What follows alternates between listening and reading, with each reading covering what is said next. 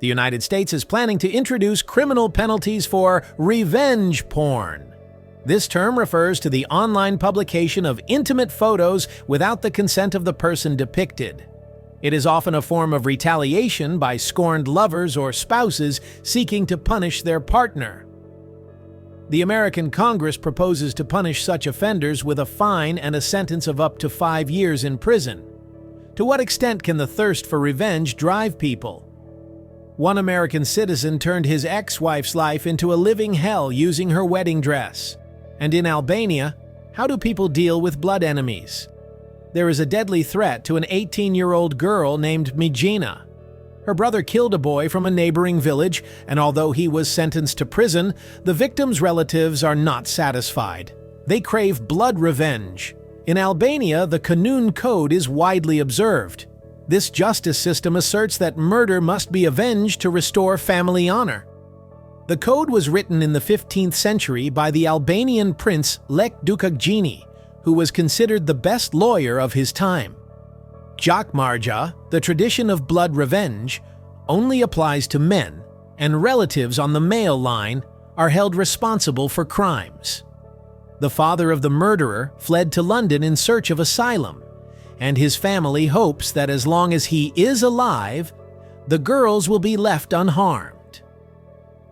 During the communist era, such crimes were strictly suppressed, but after its fall in Albania in the early 1990s, thousands of people were killed due to blood revenge. This practice continues to this day.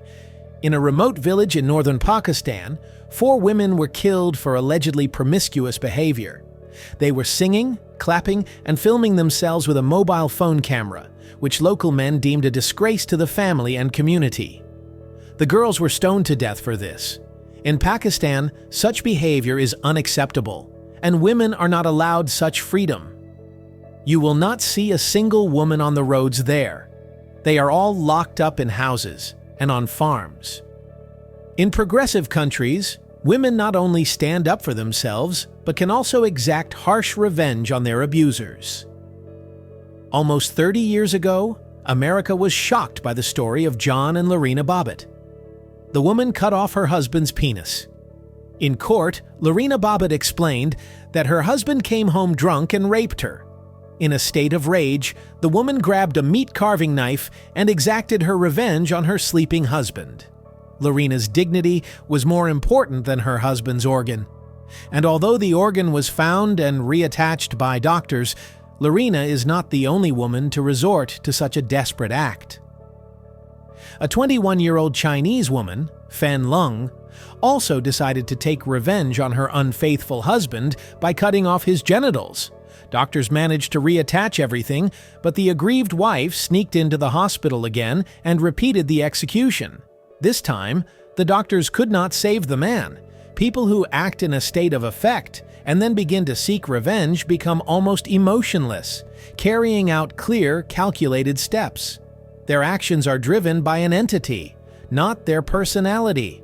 Another Chinese woman, Jian Yufin, decided to take revenge not on husbands, but on their mistresses. She built a business out of this, offering her services to scorned wives. Yufin tracks down the mistresses of married men and beats them severely.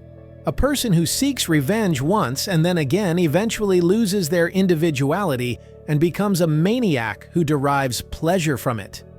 American Kevin Cotter was left by his wife after 12 years of marriage, and she took all their property, leaving him only her old wedding dress. Surprisingly, it was this dress that helped Kevin gain fame and make money. The American used the dress as a camouflage costume for hunting, a towing rope, a hammock, a tent, a car cover, and a leash. He posted photos and videos of his experiments on his website, and his blog caused a sensation. Kevin's revenge made him famous worldwide, and thousands of people began to send angry messages to his ex-wife, forcing her to delete all her social media accounts. Kevin even published a book titled 101 Ways to Use Your Ex-Wife's Wedding Dress. What do you think about it?